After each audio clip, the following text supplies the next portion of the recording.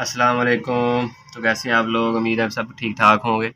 आज जो हम पढ़ेंगे वो पीछे जो हमने पढ़ा था दी बिहेवियर कंज्यूमर बिहेवियर हमने डिस्कस किया था, वो चैप्टर पढ़ा था, बहुत ही ज़्यादा इम्पोर्टेंट था और उसमें से एक क्वेश्चन लाजमी आता है। अब हम अगला चैप्टर जो है वो स्टार्ट करेंगे और उस चैप्टर का नाम है the theory of production and combination of factor.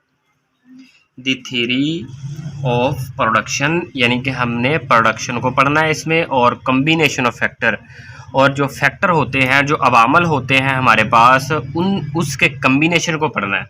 तो इस चैप्टर में हमने करनी है जी प्रोडक्शन करनी है। पीछे वाले चैप्टर में हमने पढ़ा था, क्या पढ़ा था? कंजप्शन। लेकिन इस चैप्टर में हमने क्या पढ़ना है? प्रोडक्शन। तो प्रोडक्शन करने के लिए हमारे पास जो फैक्टर होंगे उसका कम्बिनेशन हमने पढ़ना है, यानी कि हमने कौन सा कम्बिनेशन लगाना है जिसकी वजह से हमें प्रोडक्शन हो सके सही तरीके से। तो कम्बिनेशन ऑफ फैक्टर, तो ये मैंने चैप्टर का नाम लिख लिया। तो इसमें सबसे पहले जो टॉपिक हमने पढ़ना है वो हमने पढ़ना है the concept of production function. ये तो चैप्टर का हो गया नाम, यानी कि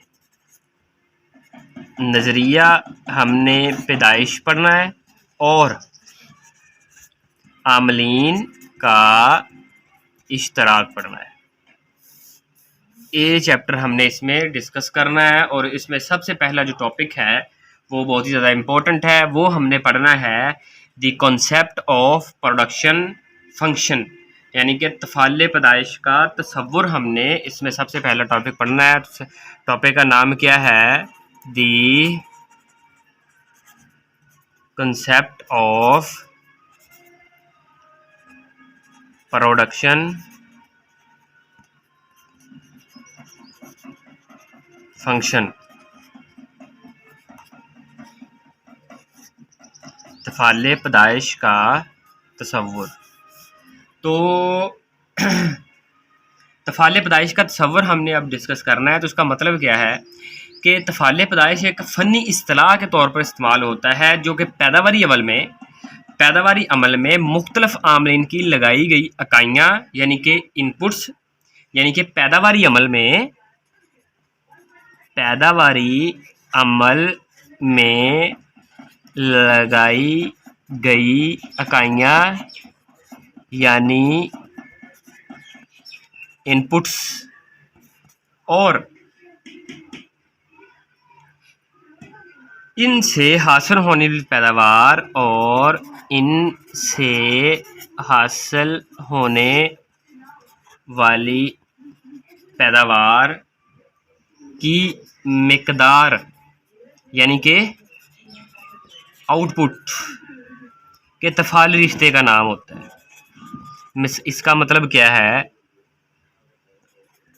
कि वजाहत करता है, या इसका नाम होता है। इसका मतलब क्या है कि जब भी किसी फंक्शन को हम डिस्कस करेंगे तो उस फंक्शन के अंदर हम इनपुट्स जो कि हमने पैदावारी अमल में लगाई गई इकाइयाँ जो होती हैं उसका हमने डिस्कस उसको करना है, उसको पढ़ना है, और जो हमने इनपुट्स लगानी है, जो हमने फैक्टर लगाने हैं, उनसे जो हासिल होने वाली पैदावार है उसको हम आउटपुट कहेंगे। इन दोनों के दरमियान जो ताल्लुक़ होता है उससे प्रोडक्शन होती है। ठीक हो गया। जैसे कि मिसाल के तौर पर अगर हमने पंखा होता है, अगर वो हमने ऑन करना है, वो हमने चलाना है, तो उसका बटन ऑन पर करना पड़ेगा। तो उसका बटन क्या होगा? यहाँ पर इनपुट, पंखा जो है वो चल जाएगा, तो उसको हम क्या कहेंगे? आउटपुट। यानी कि आउटपुट लेने के लिए हमें इनपुट लाजमी देनी होती है, जिसको हम कहते हैं जी तफ़ाले पैदाइश।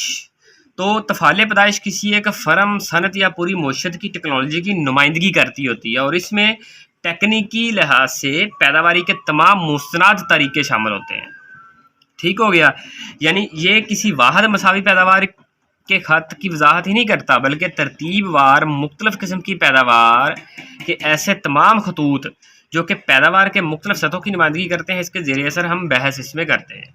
यानी कि हमने इसमें जितने भी किस्म की पैदावार है वो चाहे मसावी हो या मुख्तलिफ हो, तमाम किस्म की पैदावार को हमने इसमें डिस्कस करना है। लेकिन अब हमने ये तो पढ़ लिया कि हमारे पास इनपुट्स होते हैं, हमारे पास आउटपुट्स होते हैं, यानी कि कौन कौन से हमारे पास इनपुट्स होते हैं, कौन कौन से फैक्टर हम किसी भी मंडी के अंदर, इंडस्ट्री के अंदर लगा सकते हैं। ये मैं आपको बता देता हूँ कौन कौन से फैक्टर हमारे पास होते हैं। तो यहाँ पर सबसे पहले आ गया जी मेहनत की इकाइयाँ। मैं सिर्फ इनपुट्स बताने लगा हूँ। इनपुट्स इतने होते हैं और हम इतने लगा सकते हैं। सबसे पहले पैदावार की इकाइयाँ, मेहनत की इकाई यानी कि मेहनत करने वाले बंदे, उसको हम लेबर से शो करेंगे। फिर सरमाए की इकाई, उसको हम किससे शो करेंगे? के से शो करेंगे। फिर ज़मीन की इकाई, उसको हम किससे शो करेंगे? एस से शो करेंगे। फिर खाम माल, उसको हम आर से शो करेंगे। फिर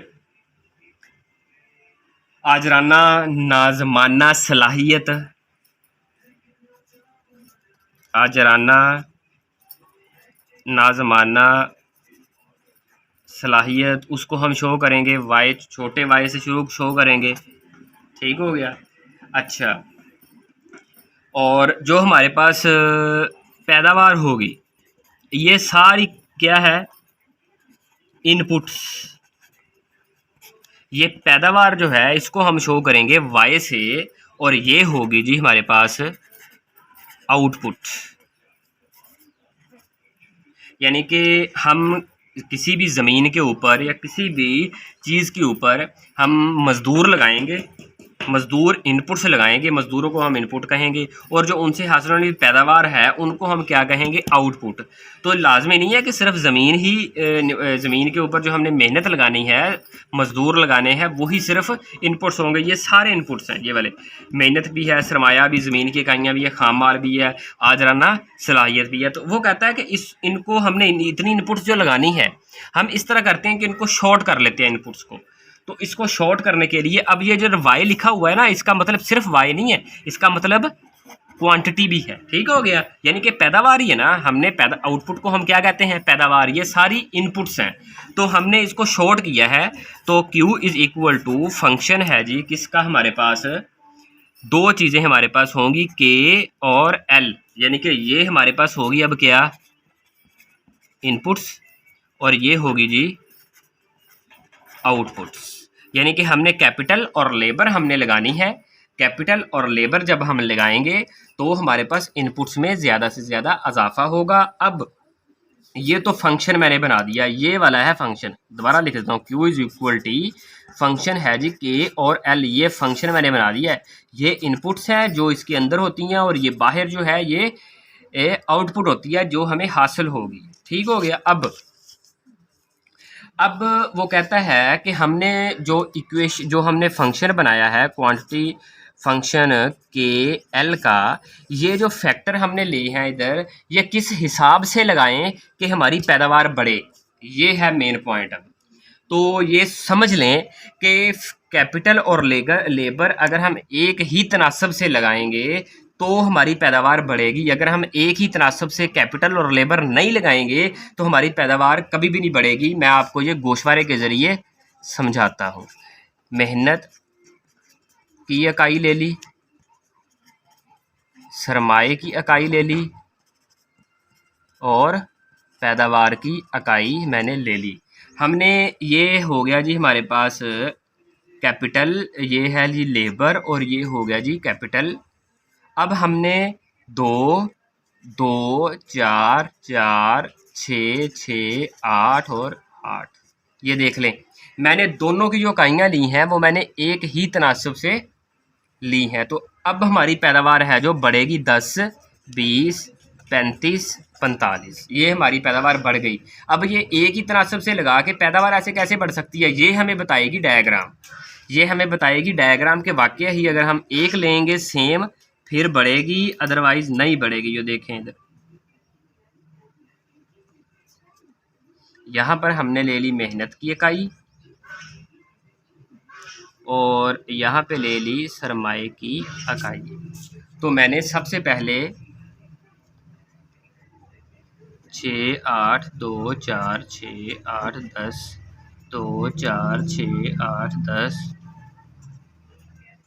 अब देखें 2 और 2 को मिलाया तो ये नुक्ता आ गया, 4 और 4 को मिलाया ये आ गया, 6 और 6 को, 8 और 8 को, ये मेरे पास आ गया जी। यानी कि इधर ले लें, इधर और इधर और इधर। यहाँ पर 10 थी पैदावार, फिर 20 होगी, मिसाल दे रहा हूँ, इधर 35, इधर 45। ये हमने एक ही सेम लगाई थी तो ये पैदावार हमारे पास आ गई।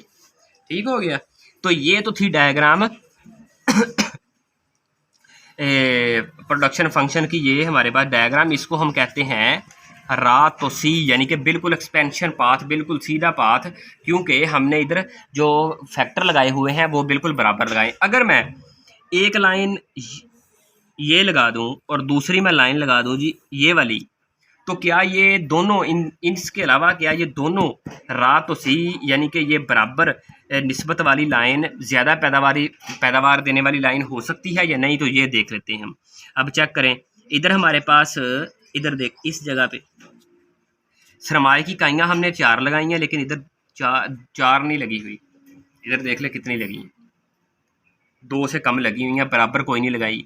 इधर अगर 6 लगाई हैं तो इधर हमने 3 लगाई हैं, ये देख लें बिल्कुल। इधर हमने 8 लगाई हैं तो इधर 4 से कम लगाई हैं। तो ये बिल्कुल भी पैदावार हमें ज़्यादा नहीं दे रही, क्योंकि हमने जो सरमाए और मेहनत की इकाइयाँ वो बराबर नहीं लगाई हुई। नीचे भी ऐसा ही होगा, इधर 2 लगाई हैं, इधर कम है, इधर 4 लगाई हैं, इधर बिल्कुल कम है, इधर हमने 6 लगाई हैं, इधर बिल्कुल कम है, तो ये भी बराबर नहीं है। तो लिहाजा ये दोनों डायग्राम जो है, ये जो लाइनें हैं, ये सही नहीं है और ये बिल्कुल ठीक है, क्योंकि हमने इसमें बराबर जो फैक्टर हैं, ये मेहनत और सरमाए की इकाइयाँ बिल्कुल बराबर लगाई हैं। तो ये रा तो सी है, यही एक्सपेंशन पाथ है, यही सही डायग्राम वाली लाइन है। तो ये तो था हमारा आज का टॉपिक। जो हमने चैप्टर पढ़ा है वो सबसे पहले नज़रिया पैदाइश और आमलीन का इश्तराक हमने पढ़ा है। तो ये सिर्फ हमने इश्तराक ढूंढा था, कैपिटल और लेबर का हमने एक जोड़ा ढूंढ लिया जो हमें ज़्यादा से ज़्यादा पैदावार दे रहा है, और हमने बराबर फैक्टर में इसमें बराबर निस्बत से इकाइयाँ लगाई हैं, तो ही हमें ज़्यादा से ज़्यादा पैदावार दे रहा है। इसके बाद जो लेक्चर है वो बहुत ही ज़्यादा इंपॉर्टेंट है। हम आगे नेक्स्ट टॉपिक में लॉ ऑफ वेरिएबल प्रपोर्शन पढ़ेंगे, वो बहुत ही ज़्यादा इंपॉर्टेंट है। मुझे उम्मीद है कि आपको ये इस डायग्राम की समझ आई होगी, इस टॉपिक की समझ आई होगी। तो प्लीज़ अगर समझ आई हो तो सब्सक्राइब कर दें, शेयर कर दें और कमेंट में लाजमी बताइएगा। खुदा हाफिज़।